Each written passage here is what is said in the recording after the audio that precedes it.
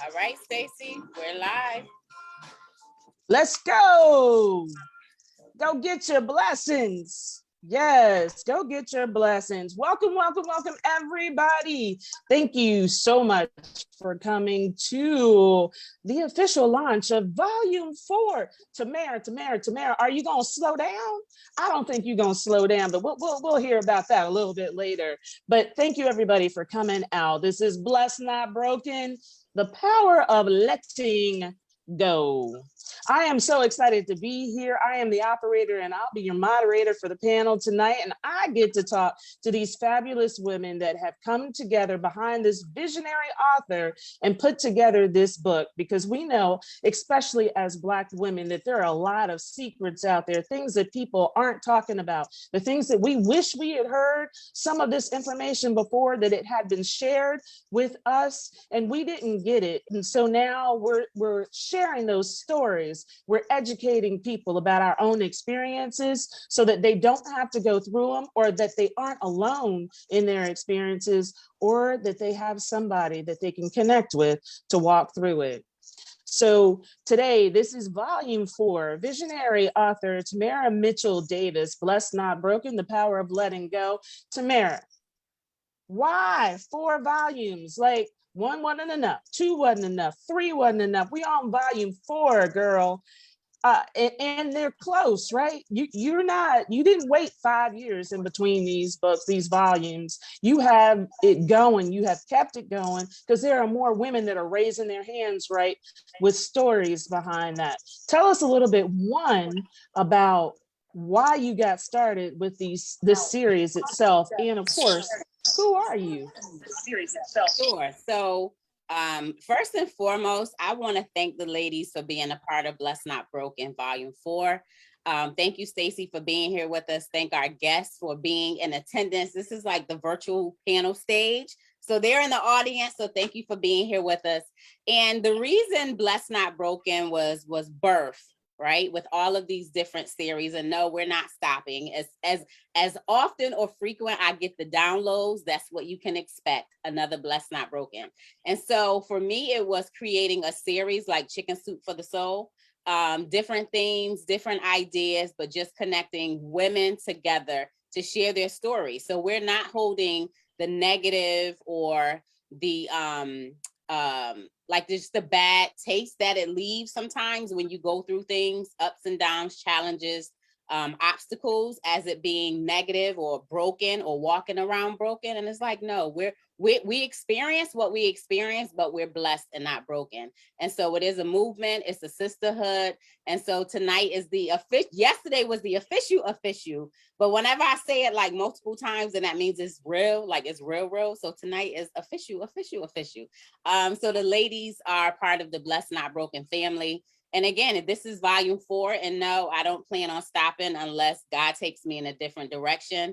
But I'm just thrilled because I get the opportunity to not only meet the women in the beginning, but watch the transformation to becoming published authors, and then watch them just spread their wings and fly, which is why you see the butterflies, because it stands for grace, beauty. Like it just has everything that I do, like it's always a meaning behind it. It's about the experience.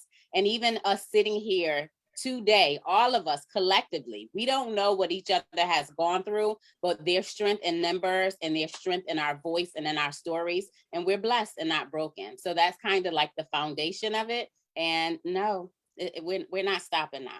Ain't no stopping us now.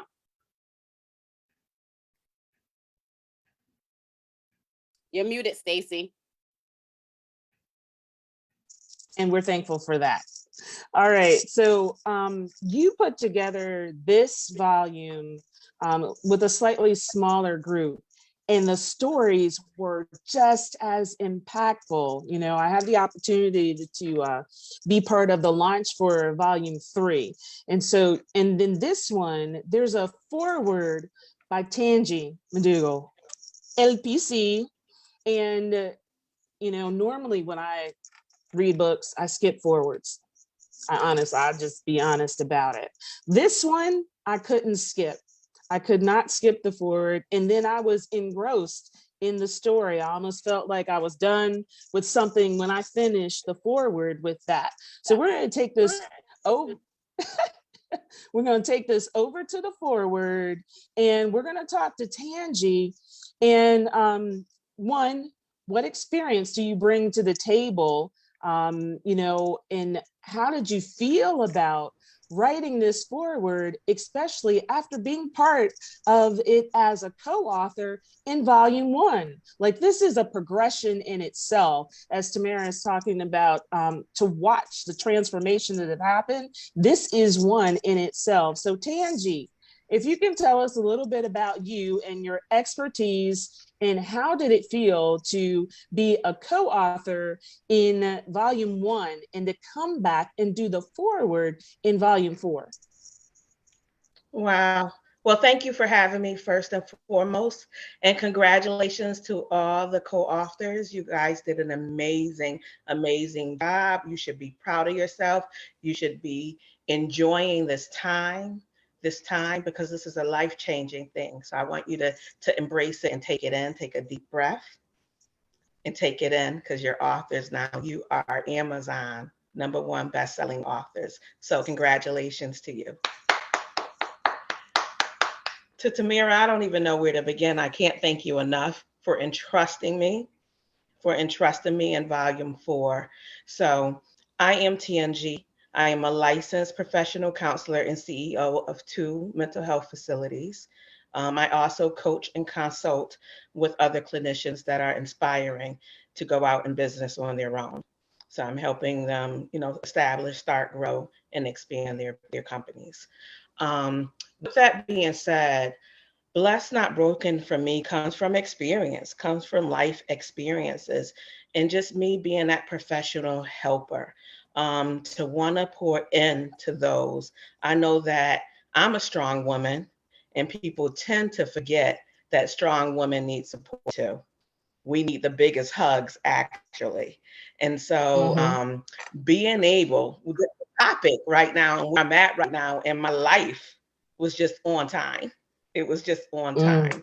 And so when she said the power of letting go, I said, woo, you said something. If I'm going to write about it, I gotta talk. I gotta do it. I can't just talk about it. I gotta do it. And I'm glad that you did stop the forward, the beginning, because it really, I tried not to go too booky, too therapeutic, but I wanted people to get the message on how to move forward and to hear these dynamic stories. And as they read the dynamic stories in this book, they can relate to the steps they need to do to release and to know what's available to them, that life is available to them on the other side. So, yeah.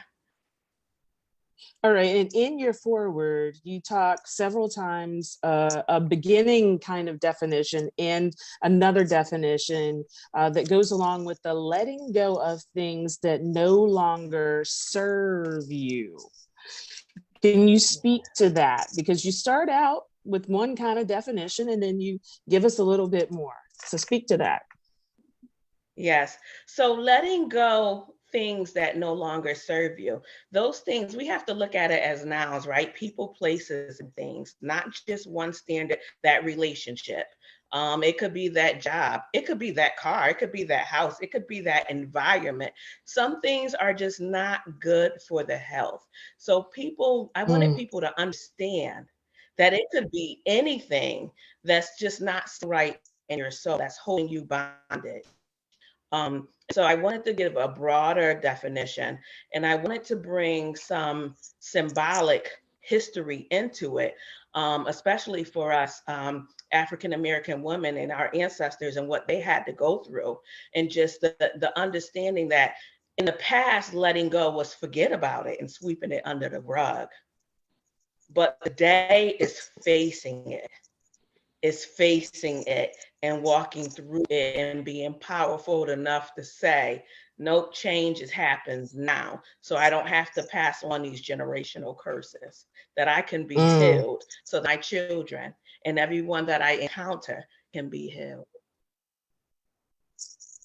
Yes, Don't yes, give me the yes. preaching tonight.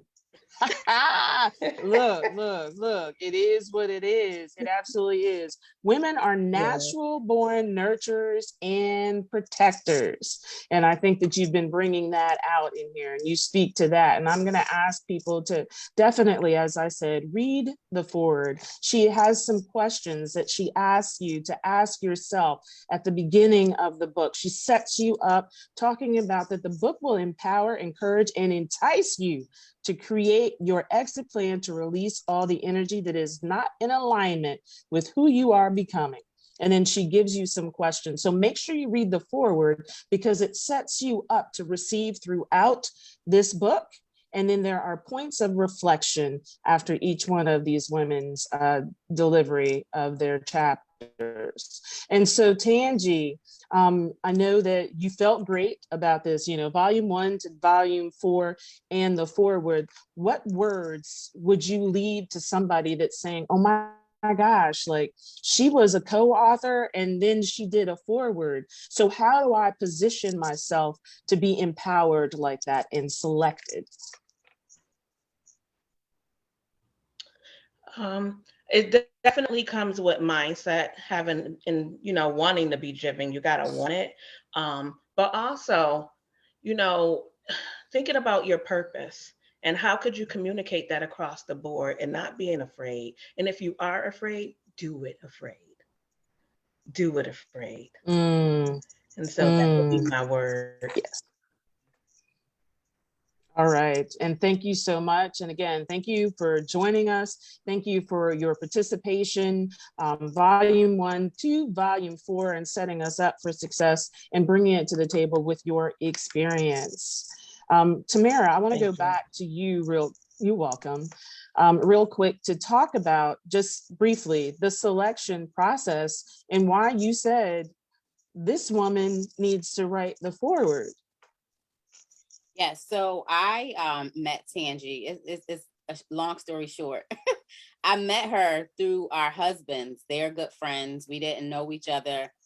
She attended a birthday party I threw for my husband, and that's how we connected. And then thereafter, she joined volume 1. And just getting to know her, and her drive and her ambition, and being around her for a period of time, understanding what she does day to day as a therapist, I thought that she would add extreme value to the project. The mindset, the heart, mind, body, soul, and just, bring it together. And I knew she had the capacity and capability to do that, because she did that with volume 1. And so just, I extended the offer to her, and she took it and was like, let's go. And she wrote the foreword. And the selection process with the ladies, when you mentioned like the numbers, for me, it's always about quality over quantity. I definitely look for impactful stories and alignment in the book project, so there's no duplication of information. And so each lady brings their own story, own experience, and is not the same as someone else. So it's the variety. And I think that that's what makes a book project that much more impactful. And so the ladies here, when I met with them, just their personality, their style, grace, their story, everything, I just felt it would be a good fit. And this is where we are. And I even looked up the number 6. So I'm always thinking about the meaning behind everything. And that's just where we are. So I felt that Tangi was a great fit for the project as the forward contributor. Well, awesome. That leads us to chapter 1. Take action.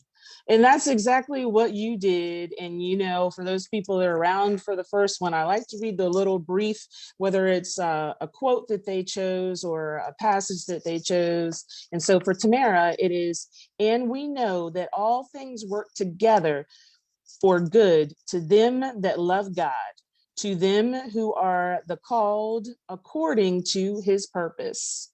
And so that speaks to what you just said, right? So what inspired you to take action so quickly behind volume 3 with this one? I know you say that you get the downloads, but as you'll talk about in your chapter, it's not about, you know, just having the information. You literally have to take action on it. And that's what you do. So how do people move from getting that download into action motion? I think it's a part of the drive that we all have. And I say all have because it's in us.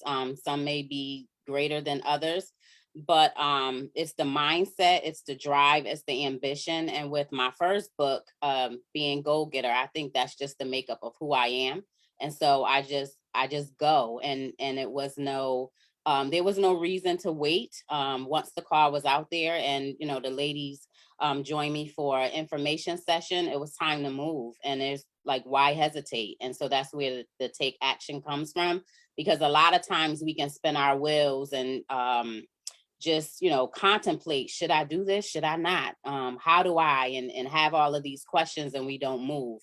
And we have the resources around us. We have everything we need inside of us. And so the next thing to do is to take action.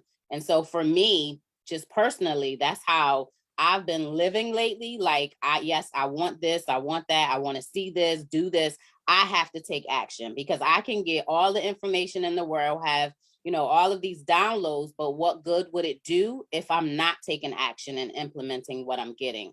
So that's just the next step for me. And it is crucial in any and everything that we do and how we move. We just have to be at a place where I'm going to try it, which requires you to take action. I'm going to try it. I may mess up, make a mistake, what have you, but I'm at least giving it a try. And so that was the inspiration that came from the introduction, was to take action. And all of these ladies did just that. Now in here, this is, you say, finally, there comes a time when we must release and let go of what is no longer serving us mentally, emotionally, spiritually, financially, physically, and relationally. What one thing did you have to let go of in order to put this volume together? Because you've been doing a whole lot of things lately, you know? So what did you have to let go of in order to make this happen? Because it wasn't just like, oh, everything else stopped and you wrote the volume and said, okay, I'm ready to resume now.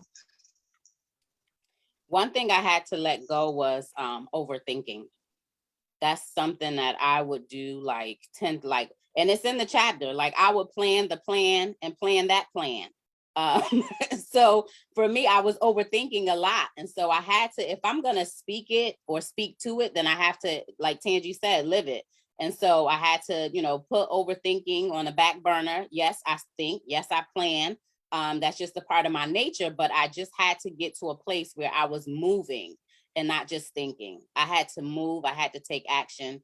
And that was the catalyst with me, you know, even starting the book projects. Like, I'm getting this information, but I still have to move and implement and do. And that's what is required of me. And that's why we're here.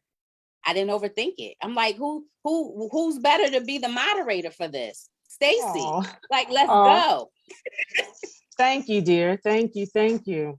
And so we appreciate you taking action. It has brought all of us together. And so many people have already been touched between the ebook and the actual purchase of the book. And again, if you're out there and you don't have it and you're on here, and then what are you waiting for? Why are you hesitating? Your blessing is in not even necessarily the getting and the reading in the book. It's just the intention of taking action. She's already said, setting yourself up to be able to receive. All right, we're gonna move to the next chapter. And with that, a hopeful heart, a hopeful heart.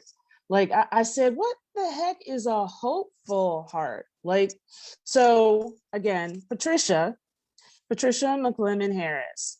Hope and fear cannot occupy the same space.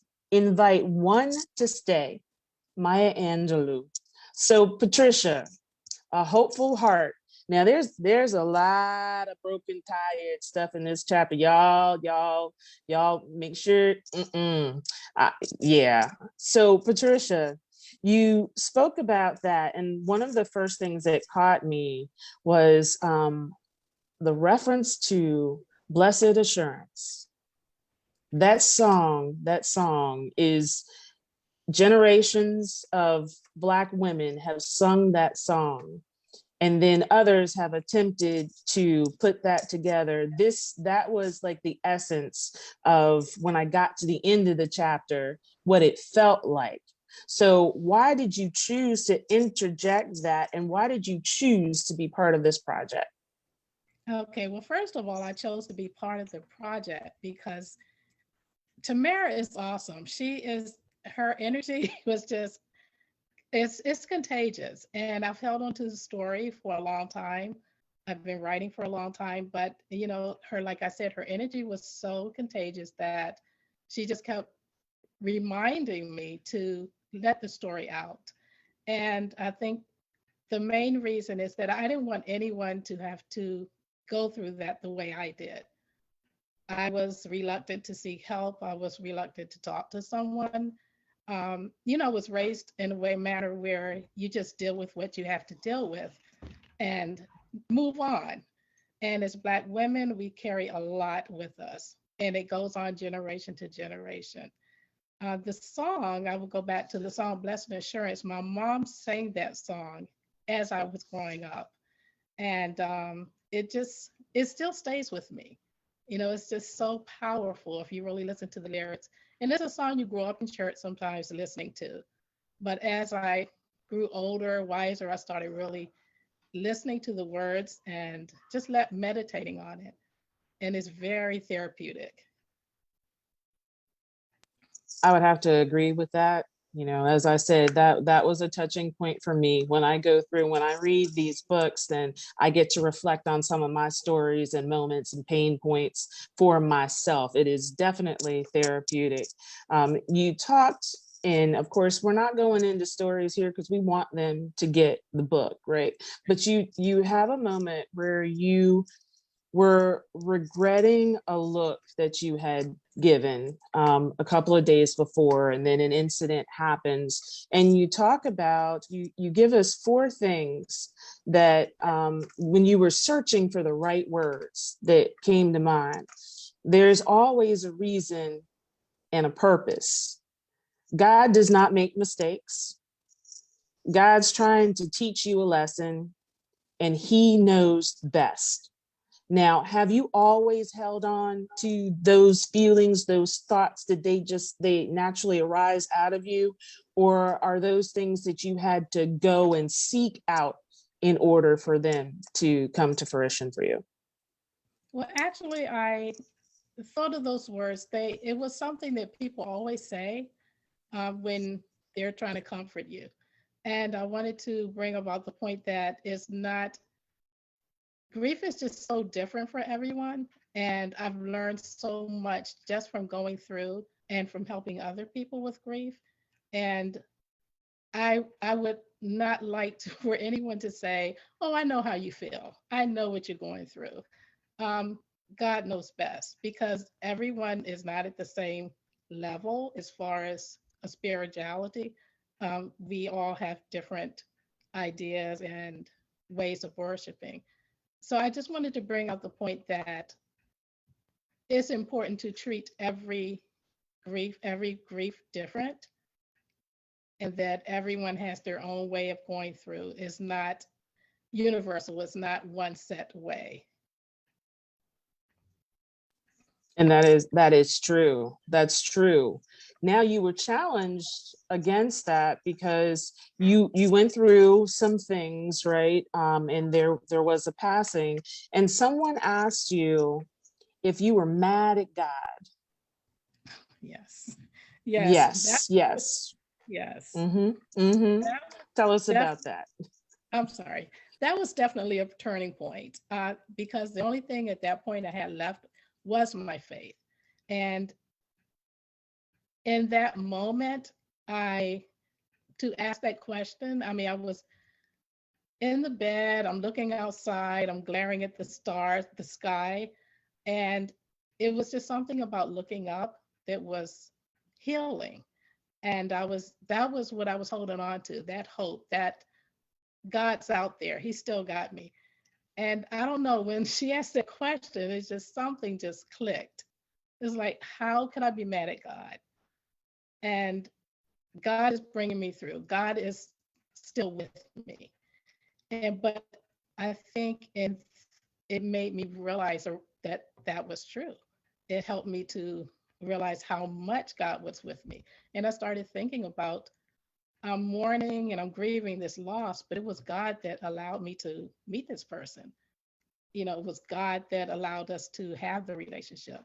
It was God that allowed me to still be here. So, yeah, that was a very big turning point because it just it resonated so much with this fact that that was all I had at that moment was my faith. And then I want people to, in her chapter behind that, you heard her say that moment. And in that, the moment, there is some verbiage behind that moment. There's a full, I don't know if we want to call it a poem or reciting. There is a whole thing behind that moment. And then we talk about time.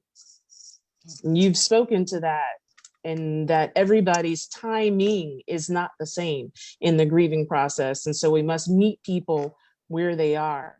But then you reclaimed some things, right? Let's talk a little bit about that, because you've got some words behind that too, the changes that happen. So the reclaiming, without giving the story, we can tell that your spirituality is core in this.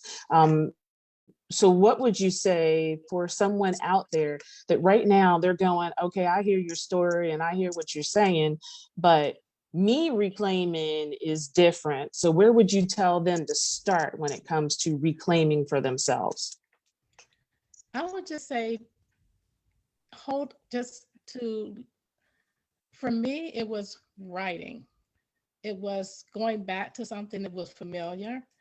It was nature, whatever really makes you happy, I would say. And I know that's a hard thing to do at that moment, but sometimes you just think about something, no matter what it is. If it's looking at a flower, if it's going for a walk, anything that you could do to reclaim yourself, to climb yourself out of that despair. So for me, it was actually writing because that's what I've always done. And Mm. that was one time in my life where I didn't write.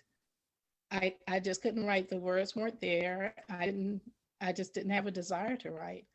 And it was my love for nature that allowed me to kind of, I would use the word wake up, but to open up again to the world itself. Mhm. Mhm. So I'm looking around, I'm getting out of myself. So I would just be open to what's available. For me, there were people that were calling. I didn't want to answer the phone. There were people coming over. I didn't want to talk to anyone, but whatever's there and whatever help you have, just my advice would be to welcome it, to welcome it. You don't have to do it by yourself. Thank you so much. And then, of course, it goes back to Tamara's reference about the butterfly and coming out and having to go through a process, right? You were something before, and then you went through a painful process where you were not available mentally, emotionally, or spiritually to everybody else, yet that butterfly comes out in the end, and you come out a different person. So I appreciate that, and thank you so much for your chapter. Thank you. Now, this one was a hard one for me. This one is a hard one for me because I still struggle at 53 to choose me. So going into this is I choose me. This is Sakina J. Fear not, for I am with thee. Do not dismay, for I am thy God. I will strengthen thee. I will help thee. I will uphold thee with the right hand of my righteousness. So Sakina, and I still already, Tamara has gotten me with this. I feel like I'm going through therapy each and every book. Why choose me? And do you feel that anybody else feels like they're not choosing them when you decided to write this particular story? Because you have many stories, but this one, why this one? So I choose me because if I don't choose me, no one else will. So that's the reason I chose I Choose Me. And I also just wanted to show people that you have to choose yourself. No one can love you better than yourself can. And so I chose this particular topic in general because not only was it new and fresh in my life at the time, but it also was something I had struggled with for a really long time, had been through counseling, went through my own healing process. And so I just wanted to make sure I put my story out there to help so many other women who may be going through the same things I was going through. This is when you think back to those years, right? All of the years when you were younger and the different things that happened, you realize that you had blocked so much out. And I know that I'm in a collective group where we have had a conversation about that, and we'll ask each other, so at 5, what was your best moment or the thing that was most fun for you? And there are people that are struggling to recall those years because of the trauma that has happened. So why did you feel it important enough to mention that inside of here, that so much had been blocked out and you were just realizing it then? Yeah, I was replaying, like, where did this feeling come from? Why do I feel this way? Or why do I get upset about this? And and I had no idea. I'm like, wait, I blocked out a lot of stuff. I didn't even realize how much stuff I had blocked out. And it wasn't until I started my own healing process and I was working with my therapist and she had me do this interactive book, Iyanla Vanzant, In the Meantime. And that book, oh my goodness, it takes you back. It really takes you back and it makes you really dig deep. And so I started talking to different family members and I tried to put my pieces of the puzzle together with their pieces. And then it all started to make sense for me. So I made sure I highlighted that point, that this isn't something I just always knew. It was really, I had a blackout moment at some point, and it was from that trauma.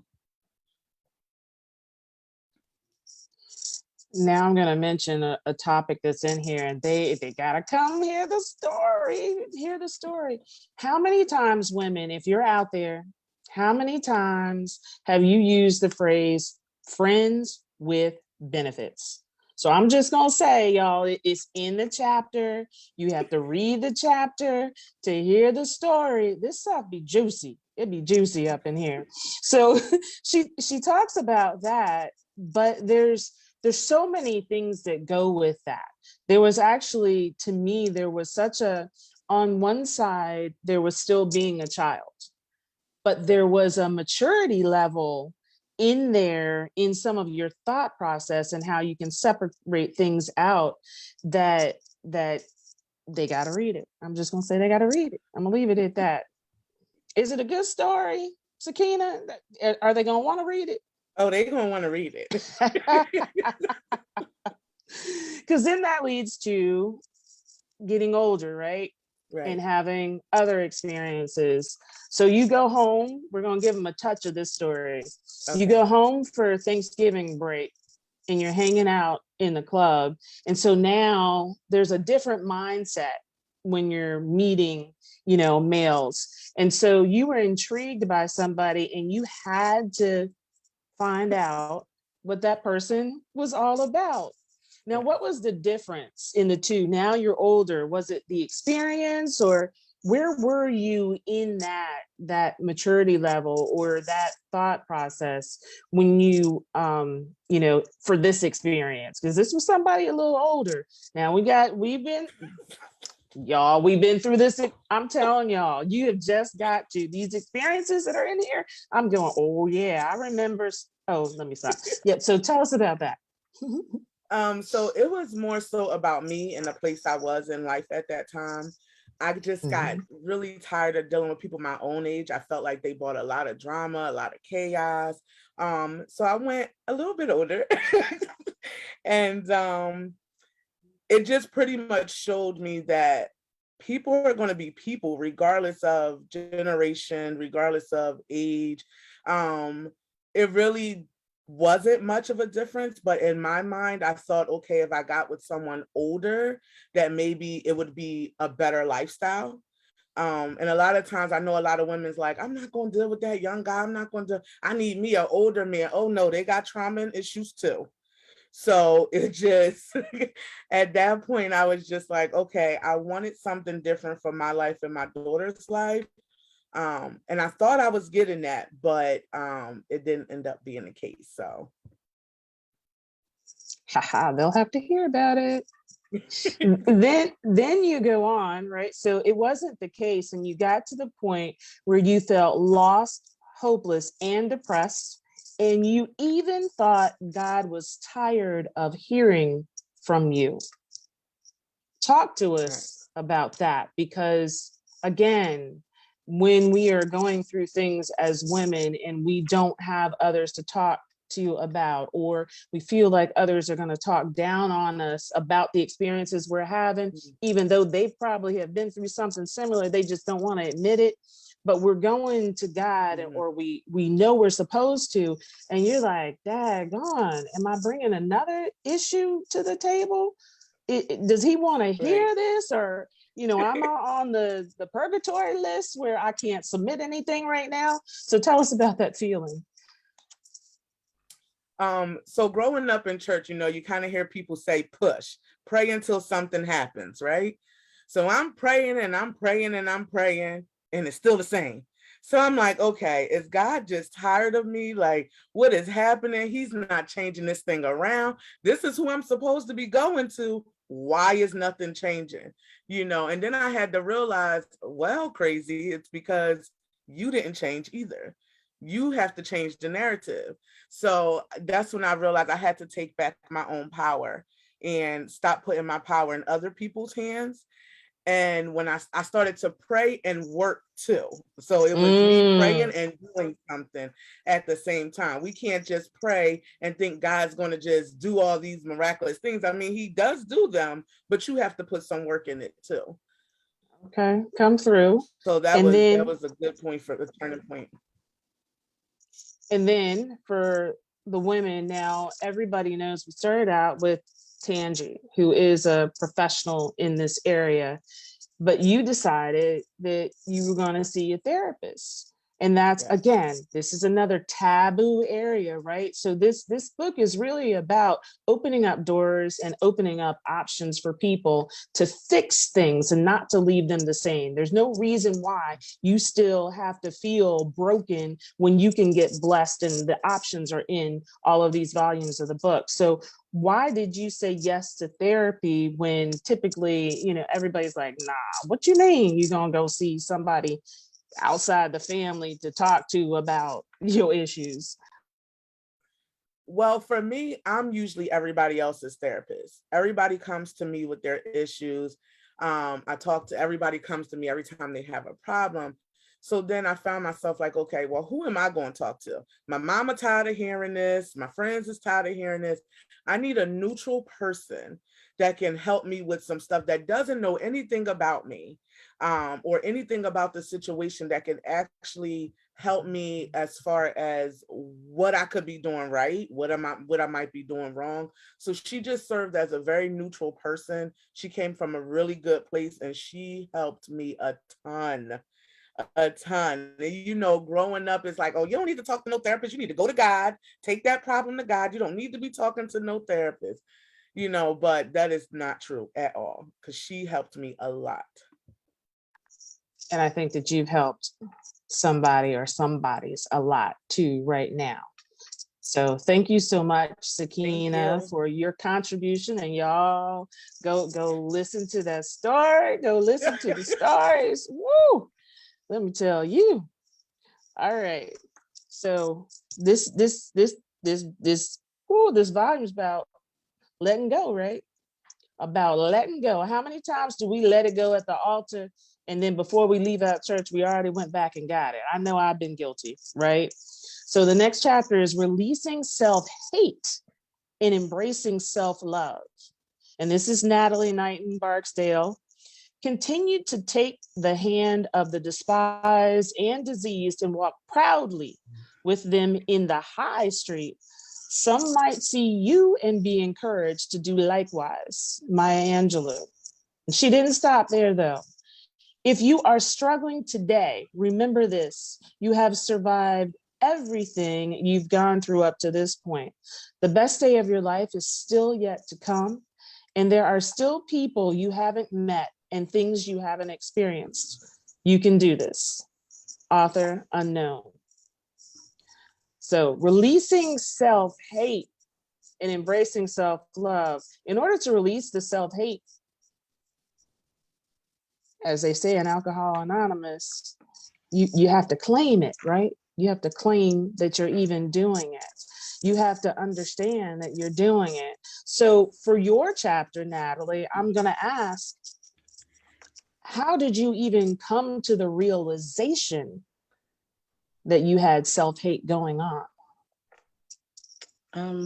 I was to a point where I was just unhappy with everything that was going on in my life, you know, from physical to just my thoughts, the way I thought about myself. You know, I was just in a very negative place, you know, and I hated everything about me. I really did. And then a common theme, so we're going to release this part of your chapter, is conversation around cancer. And in this particular story, this is not the beginning of the process, right? So again, we know there are many stories before you got to this one. And it's always sometimes difficult to get out of the story to ask the question without giving the story. I just want you to describe the feeling when you heard that word, not the scenario, but just that word again. Because I know many of us can, there are words that are triggering or activating, but that word for you had all capital letters. And you had not been thinking about it at the time that then you're now awakened, literally, to this word. What was that? Describe that feeling itself. Honestly, I was devastated, just frightened, to be honest with you. I was very frightened. I was already familiar with what cancer can do to people, you know. So for me, just to be at a point where I had to face it again, I was terrified. I really was. Many times through the chapter, you speak not only of your fears and your feelings, but of the thoughts of others and how they were feeling about what was going on.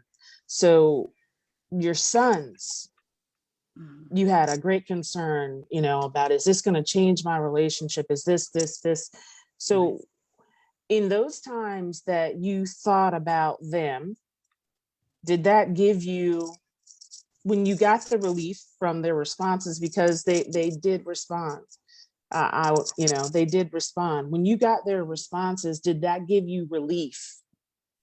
It did. It actually gave me the fight that I needed.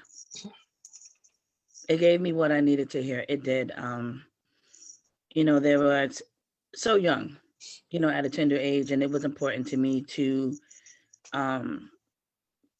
find out how they were feeling, as well, just not my concern, because it was a lot for them to deal with as well. So yeah, it's just hearing their response actually, it made a really big impact. It really did. And I'm going to say, even in the chat, you've got a go auntie in here. This is a testimony to, the support that you had. The sons, the sisters, the nieces, the nephews, the cousins, the aunts, the uncles, the friends, the church family were all there. And you had a realization that you were loved by many. Now I'm going to ask, because in some people's stories, and you've heard it, in some people's stories, you've heard that it's not as easy to allow that love and support in. Right. So what do you think it was for you personally? Everybody's story is different, but for you personally, that allowed you to accept and to acknowledge this love and support from other people? Honestly, my family, there is no other way with them. You didn't have a choice. Cutting them out. Like we're very close knit, very close knit. So as far as my family, my village, they were there like through every step, every day, to the point where I was like, okay, like sometimes, it was just like, I was so overwhelmed with the love and the support, and that was the frustrating part about it, because I felt the love from everyone, just not from myself, towards myself. You know what I mean? So it was just a really hard place to be in. I knew that I was loved by my family, my village and my church family. I had so much support, but that wasn't enough because I didn't love myself. And so you even became exhausted by the fake smiles that you wore yourself. True. That was me all the time. I wanted to be strong, and I wanted to, even though I was so torn inside, I would always come on, I would be laughing and just trying to not let people into how I was actually feeling. And I would always smile. We would be laughing, playing music, dancing, and just trying to act like things were as normal as possible for them, instead of just saying, I'm lost. I need help. I didn't really ask for help. I tried to figure things out on my own. I was still just trying to be that strong person for them, when I kind of really needed to just lean on my village a little bit more and just be honest about, what was going on internally. And I mean, I think if you would ask, the people even today, if you would go back and ask them, how they think I felt during the process, a lot of people wouldn't even know that I struggled with what I struggled with, because I didn't share it on the outside, Because that's what we do. Right. That's what we do. Now, you were able to embrace the love, though. You were able to embrace the love, but you didn't say that you found it. You didn't say you began to understand it. You said, love found me. I'm gonna need you to give some explanation behind that, a little something with that. Love found you. Well, I definitely wasn't looking for it. I was in a place where I just felt like, I didn't feel that outside of my, my immediate, people would find me attractive, or, in my state, in my condition that I was in. So the looks that I would receive, out and about, for me, I would always, receive it as a negative look. They're looking at me because of this and that, in my own head, my negative thinking, not thinking that someone was would be able to, love me past my flaws. So wasn't looking, it wasn't even really a thought. That was something that had kind of felt like, you know, um, just wasn't for me, something that wasn't going to happen. And all things are possible. All things are possible. I'm gonna let somebody else give the Bible verse, but I'm just gonna say all things are possible. I want to thank you for your story, and yours was the hardest for me not to give out pieces Right. of the story, in order to talk about it and ask questions. But the village being there and still having some reservations, not being able to visually to everybody else, you were fine, but the inside was still a little broken. And though in the end, you were able to embrace it after the acknowledgement that that wasn't how you should be moving forward. So we appreciate you having that experience, giving the testimony, and allowing others not to have to go through that, or to question, where am I in my process right now? In my process, in my feeling of brokenness, where am I right now? And am I allowing others to support me? Do I believe what they say? Or am I putting up a front and nodding my head and smiling and going through the motions? So I appreciate your story. And again, they need to read the story to hear, what all happened with that, because there's a lot of depth to that. So thank you so much for sharing.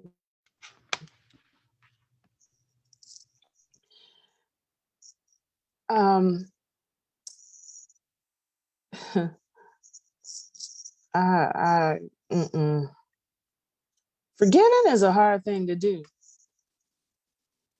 Forgiving is a hard thing to do. It's hard to forgive others, but mercy is even harder to forgive yourself. Forgive and live.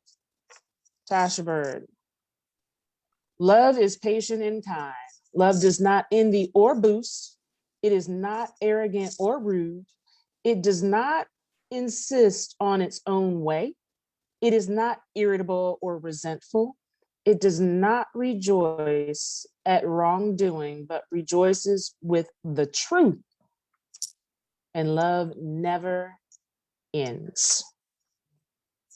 Tasha, you said love was confusing for you when you were young. Your parents told you that they loved you, but actions didn't seem to match. And that always causes some confusion. We get to hear some more about how the external is one way, the internal is another way. All right, so why did you choose to go back into the past and to talk about this position that many Black women have been in? They don't talk about it though. And they don't talk about something that's got their mama in it. Right. So why did you decide to say yes to being part of this and to talk about forgiving and living? That letting go portion drew me to join the book. I had come to the understanding that there was a lot of things that I needed to let go. For the past maybe 12 years, I've been struggling with being myself, finding myself, being comfortable with myself. Again, the outer looked fine. It was the inner that I was struggling with. And it made me a shy person. And I'm normally not a shy person. Like, I clown around with my kids, my husband, my close circle. But others, I was kind of like withdrawn. And I had to dig into where was that coming from. Again, there was a word "shut up" that stuck with me, and that was told to me, and that is stuck. So of course, it silenced me. so I covered up. But like I said, over the past 12 years or so, I was like, I can't be silent. Like, I have to let these things go because it was keeping me from growing. It was keeping me from living who God said I am. And I was fine inside, but outside was the problem. So I had to let it go. I had to stand up for myself. And then I have a daughter and I have a son. I have a granddaughter now. So I have to stand up in that because I can't say because my mom, my grandmother, because I have a daughter and a granddaughter looking at me now. Mhm. I don't want them to share the same stories or the same pain. We're going to have pain anyway, but I don't want them to share the exact, or when they do go through the pain, I want them to know they could come to me. So it was a struggle, but thank God he kept pounding me like, come on, chick. So I had to.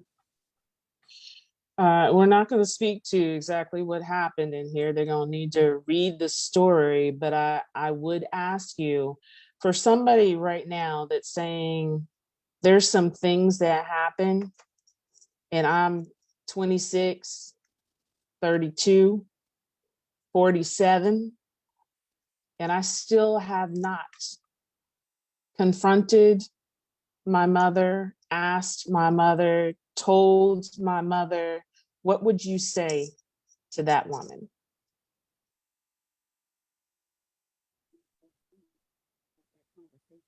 A different conversation with my mom last night to let her know that the purpose, so she understands, the purpose is for us to mend and for us to be an example that you can overcome. You can mend your relationship regardless if you 12, 10, 50, 67. I got to get down to my grandmother. But for one, like, pray, ask God for the courage, the direction, give you the strength, and not be afraid to talk to others that give you like constructive, encouraging motivation. But my main source, I gotta say, my main source is God Himself. I mean, sometimes I think back like, how? And He just keeps saying, it was me. So God has just always been just like that go-to, even when I was alone. He even sent earthly people to me from 5 different states. So don't be afraid to open up a bit. When someone come to you, you'll know if God sent them. Just like this book project, I knew that God sent me on that page to Tamara page because I had scanned through so many, and then I just said, never mind, I'll just keep journaling. But God will confirm, and you keep turning until you like, I'm still here. The message that I'm telling you is still here. So what are you going to do? So just, ask God to, just send genuine people to you that's about His business, because they'll reveal some stuff that you only told Him. And I felt it, I seen it, I heard it. So just take your time, but find somebody that's going to support you, encourage you, and then like just meditate, just spend time with yourself, get to know yourself.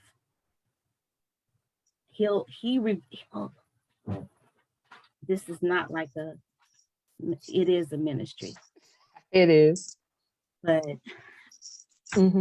top notch. He will send someone to you, a few, and just follow His direction. You're going to have some rough roads, but at the end of the day, He has never failed. I appreciate so much His love and support. And you speak to that underlying feeling that was there for a long time when you mentioned about the bedtime prayer. And again, I remember those moments myself. Now I lay me down to sleep. I pray the Lord my soul to keep. If I should die before I wake, I pray to the Lord my soul to take. And in a time frame here, that remembrance came through, that God would bless you. You gave when you were younger, you listed the people that you wanted to pray for, right? And I think at this point, you allowed yourself to pray for you. You allowed yourself to pray for you, and that forgiveness would come with you praying and asking him, even though it was hard. Y'all, there are, it's good to see somebody from the book, right? From the positive side of the story in the chat, in the room here. Again, the testimony to the support, being here. One other thing that I, within your story, is coping mechanisms. Coping mechanisms change throughout the years as we grow, as we learn, as we reflect with God.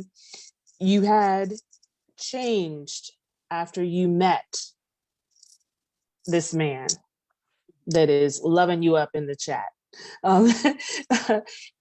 Your coping mechanisms changed then. You had been doing some other things. What was that shift that happened? Was it in the person? Was it already coming? Did you just allow it to intervene now? That's a good word, intervene. I actually did. It was that second round. God was like, this is for you. This is for you. I know you're hurting, but this is for you. And my relationship with him had just gotten so much stronger. And he pretty much showed me myself. And that love that I had to have for myself to also stand. Like, just because you love somebody, you don't have to allow, again, you show people how to treat you. And even if it's somebody that you've been in the company with for however many years. So to love myself, he showed me that, and just the strength that he gave me. And I had to display that to like my children. Mm-hmm. So it was like a different level on so many other levels that I had to, it was just to see them, and just, it was a different thing. I tell you, these kids make me cry. But we can feel it. We can feel it. We can feel you living right now. So much happier. And, for them to tell us that we're their motivation, it's an awesome feeling. But at the end of the day, it was just, God was like, this is for you. Like, you've depended on, financially, your husband, your mom come through, it was just like, now it's you.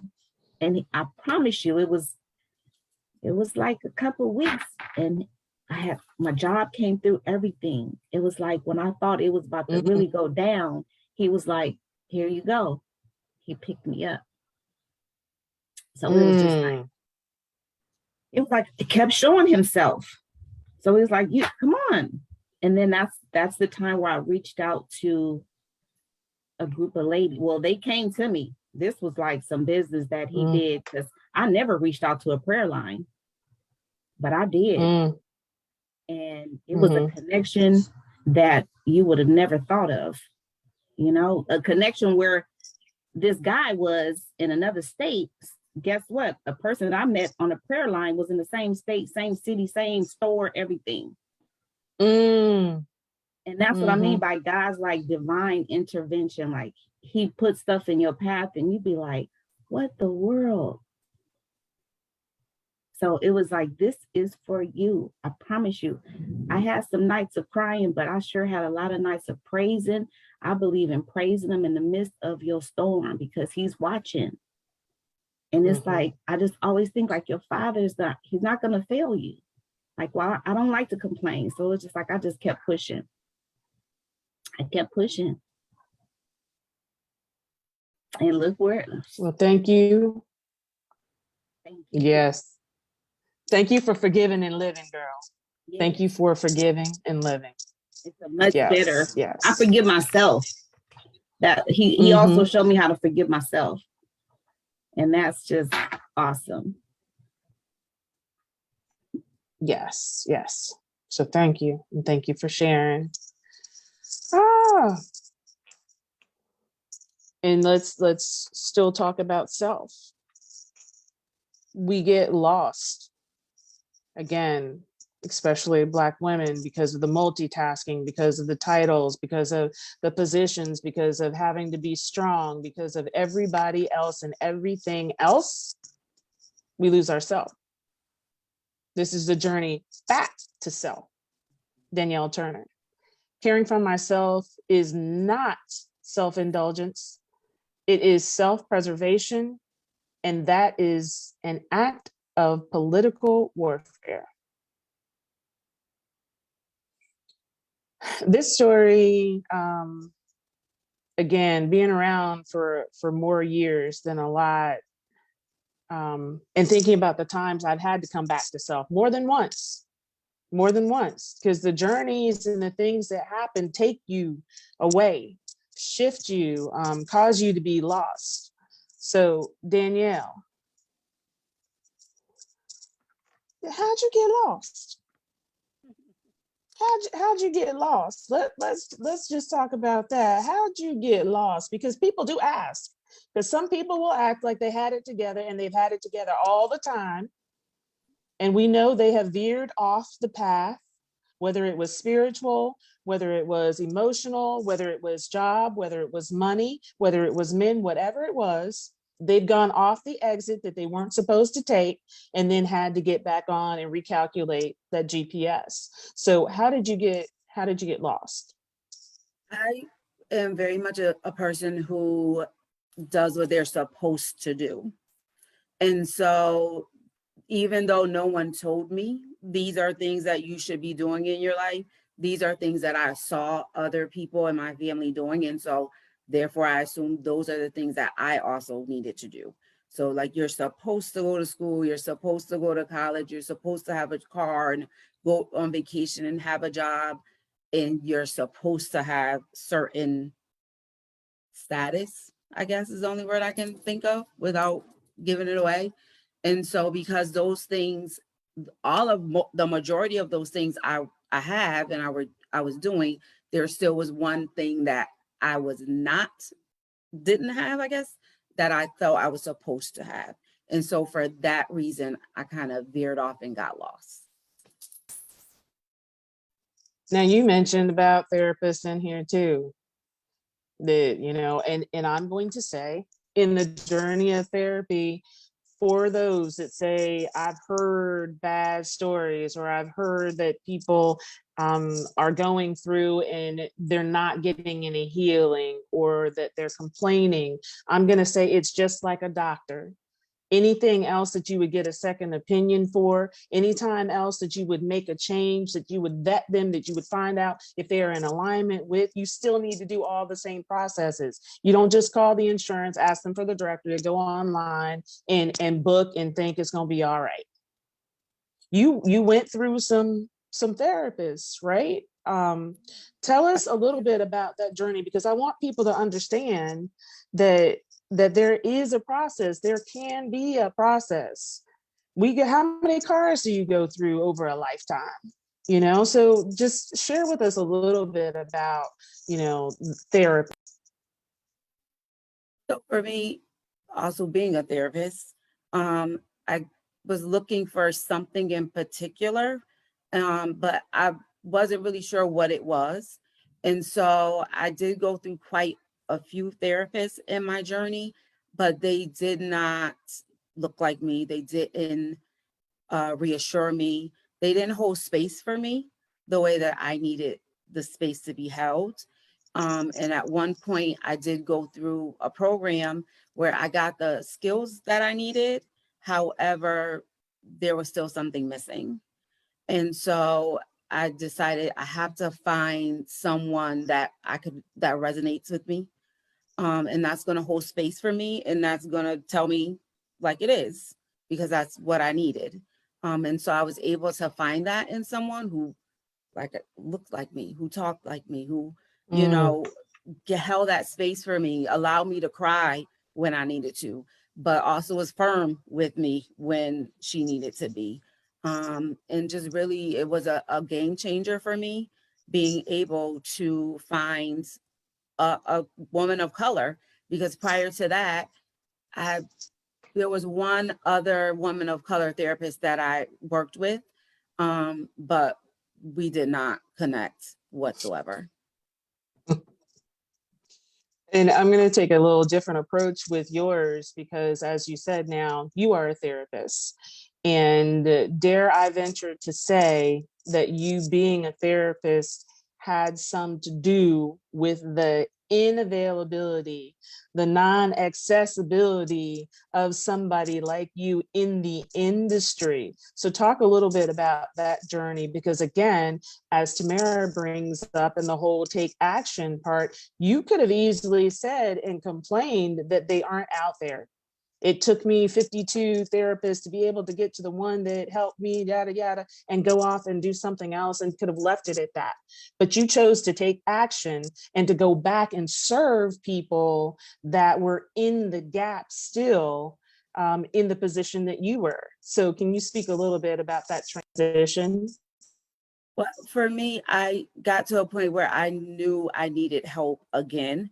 I was going to spiral, and it was going to be very bad.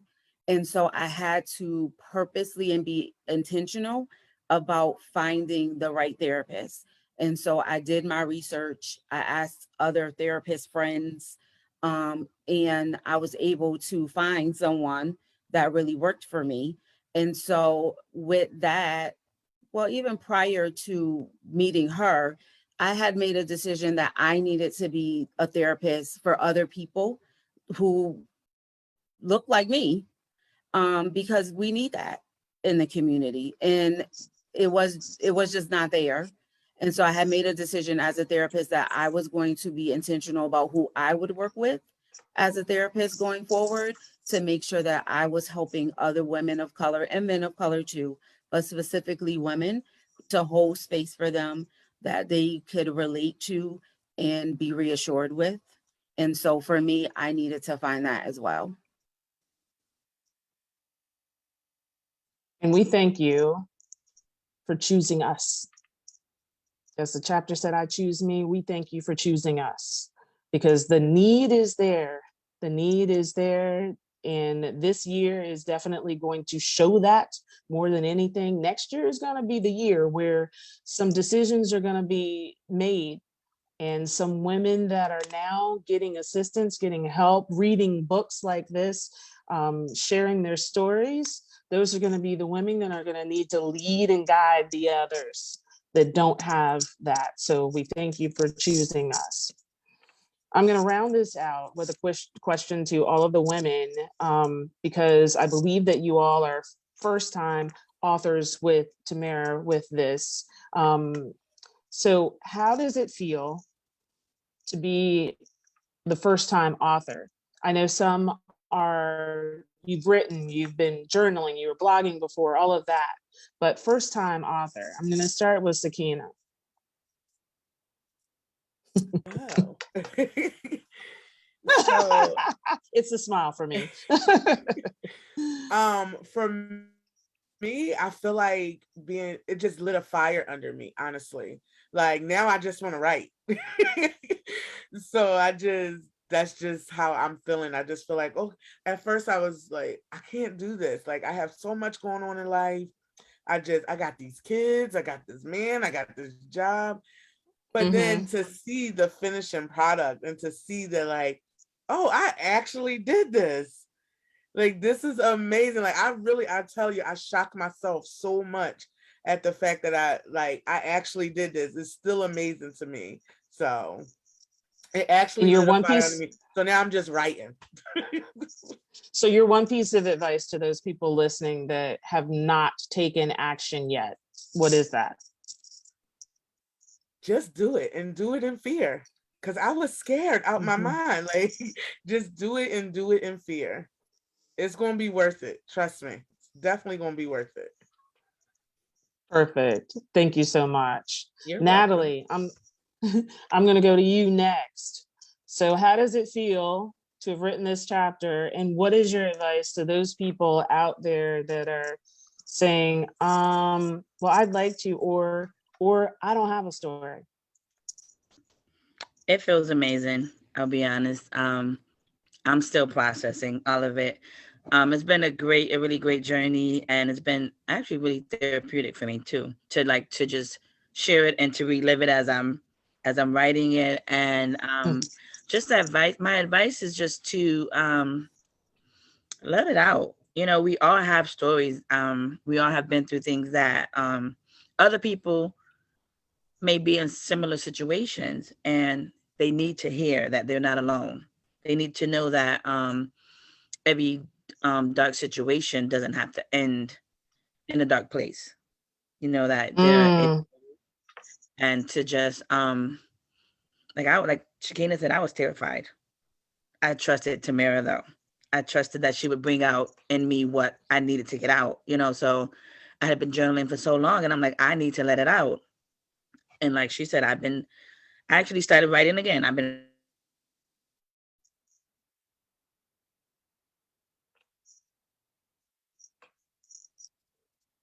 You're muted, Natalie. I was going to say I lost audio. Yeah.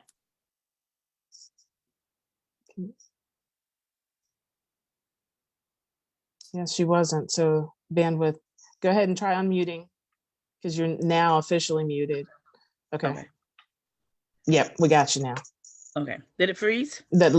Yeah, give us that last little piece. I said just to just let it out, you know, and to know that your story is just important as the next person's story. And not to put it All off. right. You know, stop procrastinating and get it out, because I did that. I've been such a procrastinator for the years with, you know, with this journey. And I just feel like a relief, you know, like a big relief of just like, you know, and so accomplished. And I'm proud of myself. I really am. Very We're proud of you too. Yes, yes. Of all of you, absolutely. Tasha, I'm gonna go over to you. How does it feel? And then you were given a little, yes, you were given a little advice as you went along the way, but really, I want you to dig into and give two pieces, because you've thought about this and you have been breathing into others already, I can tell. So what are those two things that you would tell the ladies out there that are listening to these stories now, or that may read you know, the book, and they're just like, yeah, that's not me. I couldn't ever do that. Yes, you can.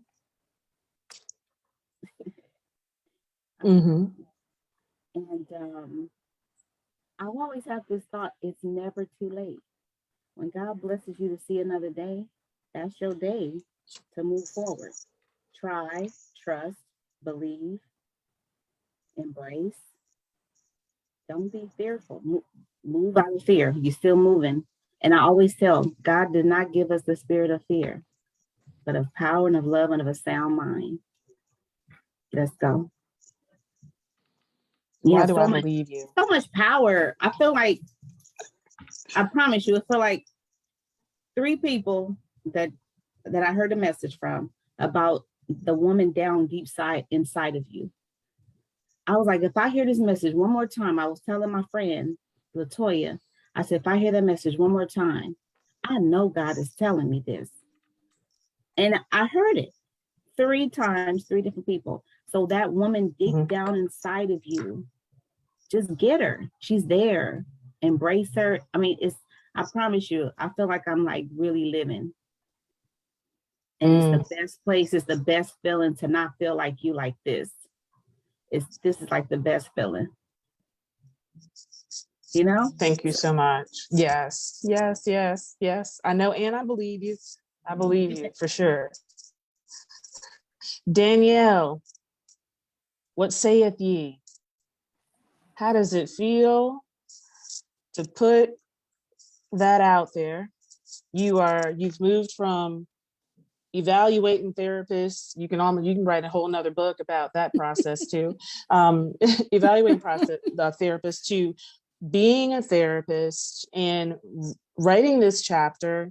So that kind of journey for you, one, how does it feel? And then two, somebody else that's in that industry that is a therapist that's gone through similar things, would you advise them to write about it, to share about that experience? Definitely. I think that you have to be able to get it out. And if writing is a way to do that for you, then by all means, write that story and get it out so that other people can hear it and learn from it. Because there are other people going through the same experiences that all of us women have gone through, and they don't have anyone to support them. And so if there's one person out there that could read my story and say, you know what, I've been there, I'm there right now, and this is what she did to get out of that space, then I feel like I did my job. So I definitely would say Ooh. write that book. Again, like everyone is saying, do it when you're scared. I'm still scared. I'm petrified right now. You know, there's things in the chapter that were very personal that a lot of people didn't know. And so guess what? They know now.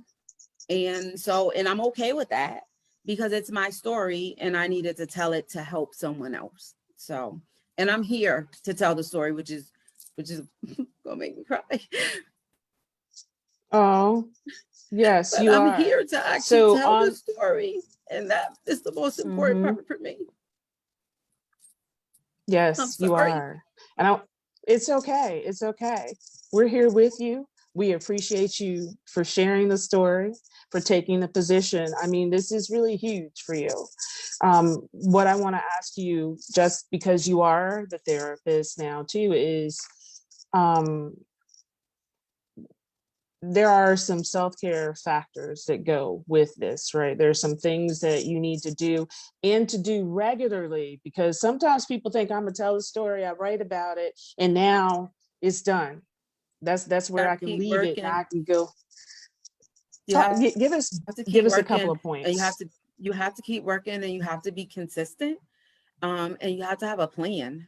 You can't just haphazardly just be like, oh, I'm just going to do XYZ today. Like, you have to know what works for you and what does not work for you, and to be consistent.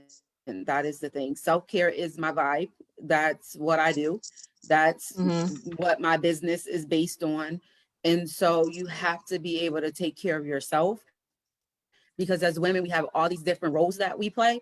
I was so many things today. I should have got $1 million paycheck for just all the things I did today.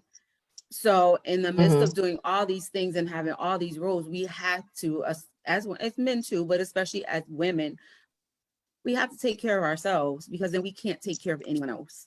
And so you have to be consistent with it. You have to find out what really works for you.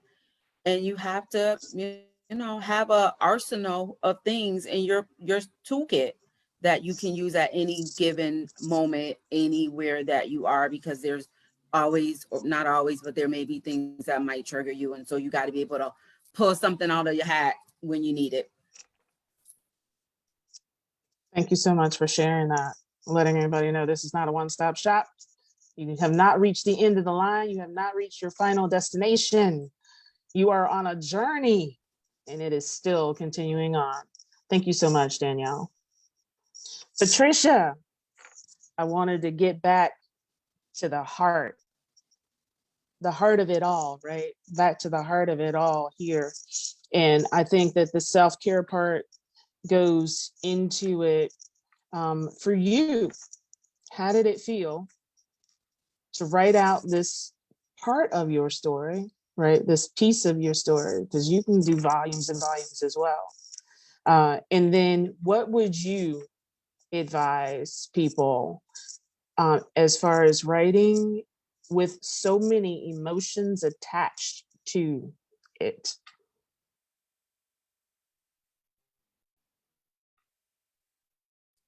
You're muted, Patricia. Patricia. You're still on mute, Patricia.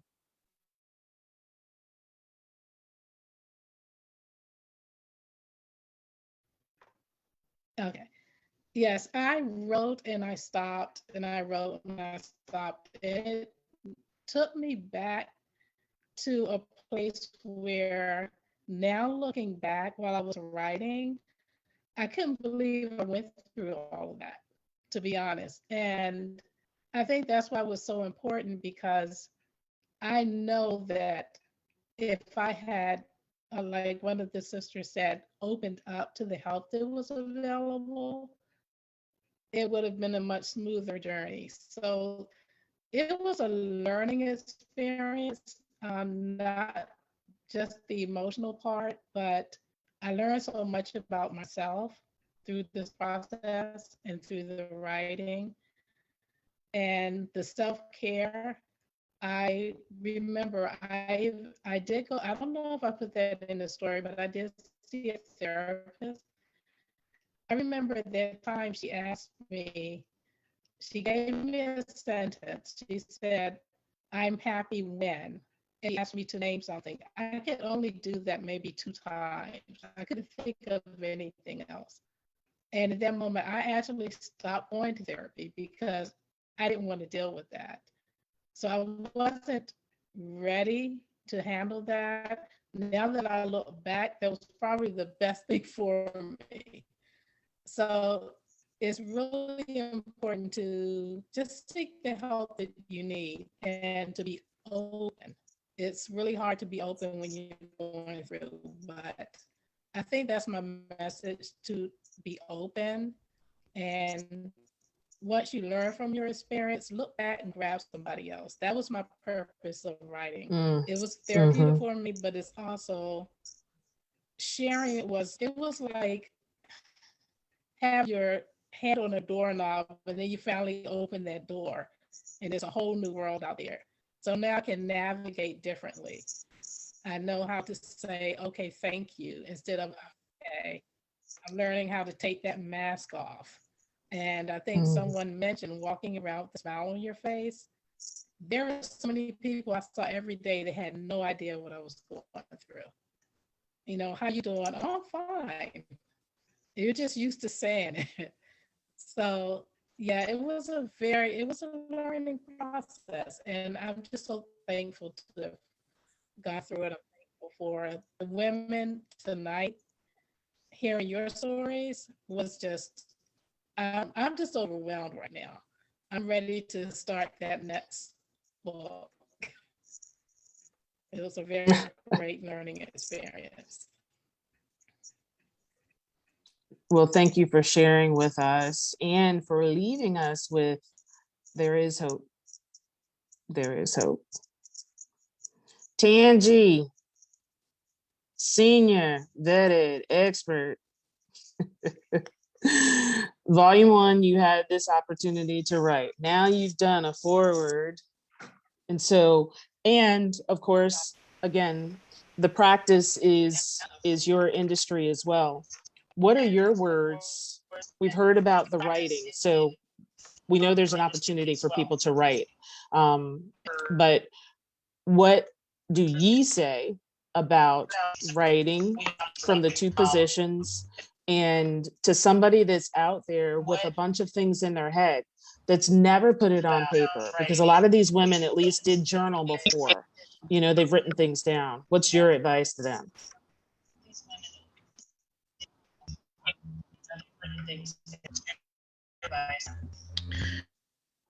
Looks like you're frozen, Tangi. Okay. Tasha said that resonated with me. It's the woman inside of you. There's an internal fight. Can you hear me? Yes. Can you hear me? There's a delay, but yes. Can you hear me? There's a delay, but yes. Okay. Yeah, I'm getting a great lag over here. And devices, I thought it was me, but it's the woman. Listen to her. Listen to her. Care of her. Nurture her. Be intentional. Be intentional. Your life is precious. And let her guide you. Let her guide you.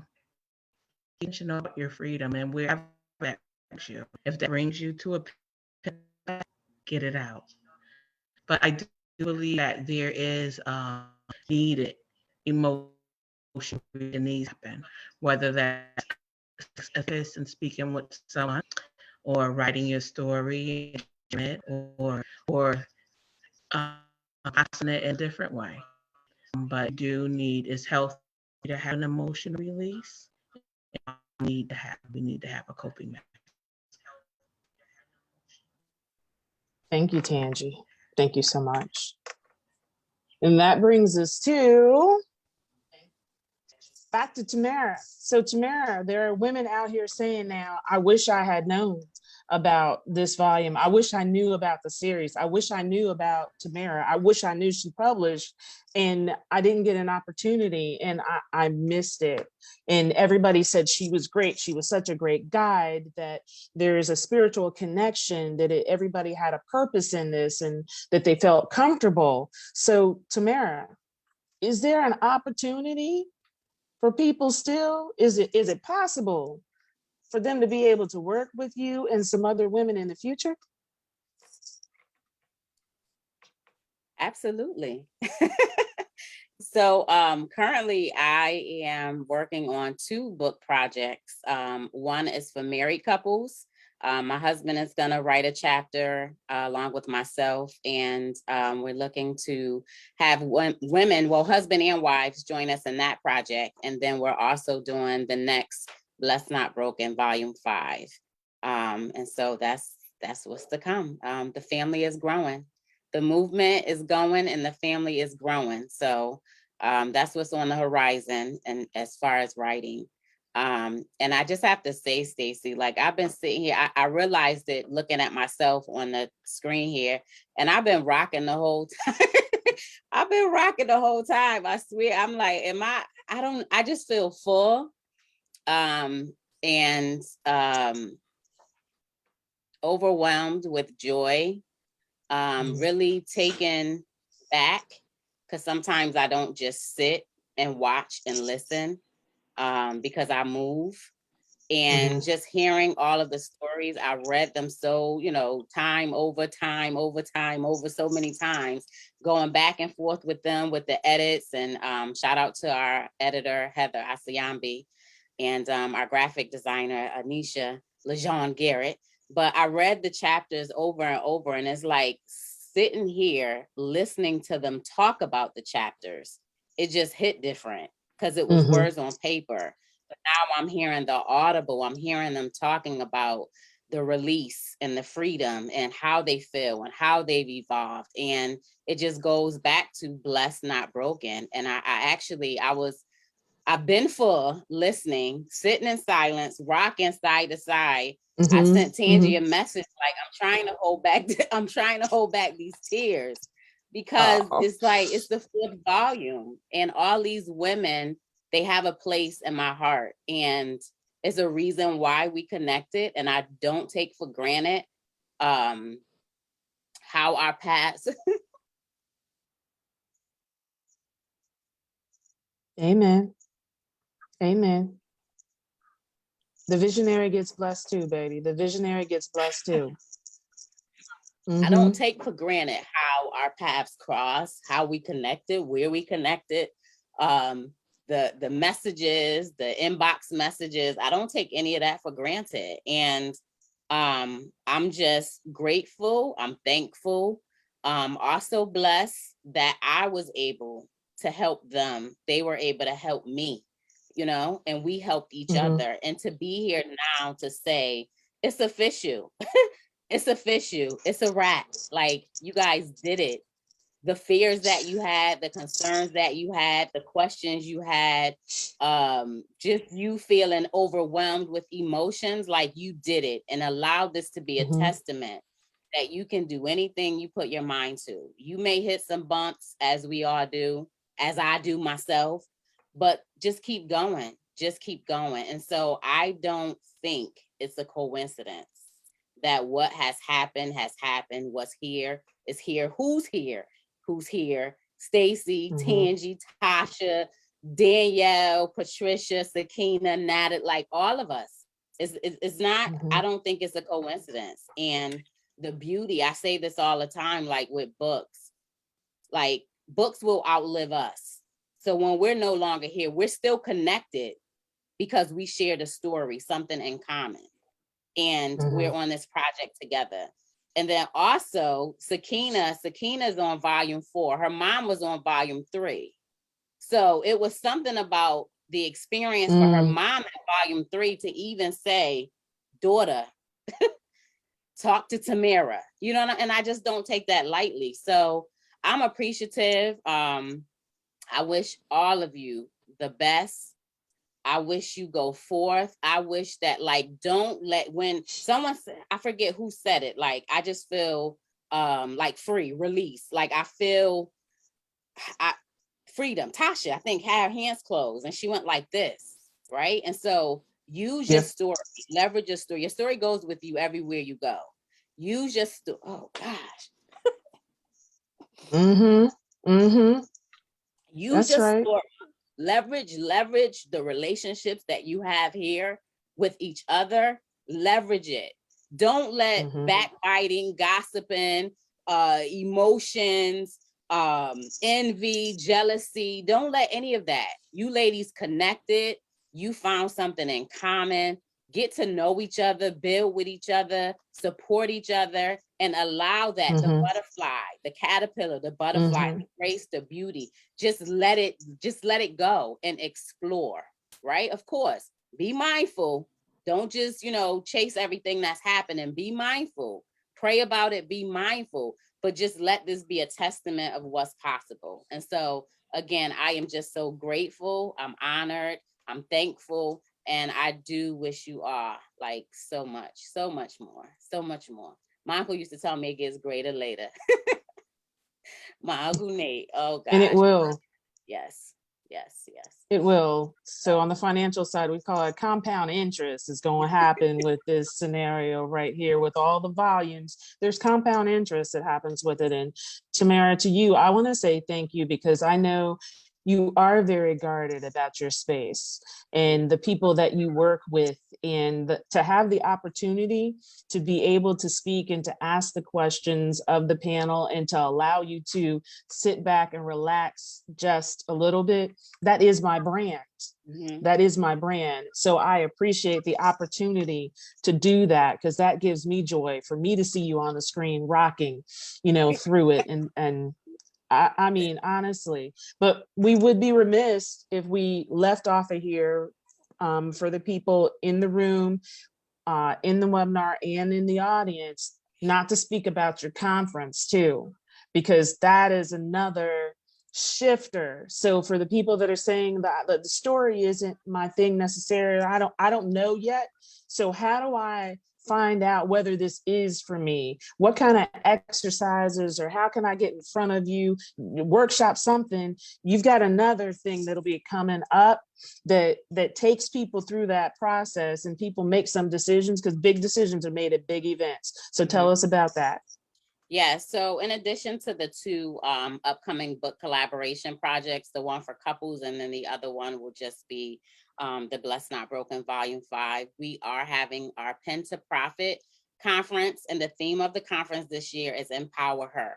And again, I don't take it lightly, it's no coincidence. So this year, not this year, but next month, April 21st to the 23rd, we have the Pen to Profit conference here in Connecticut. It's a 3-day event. It's about writing. We have Heather, who's the editor on this project. She'll be with us.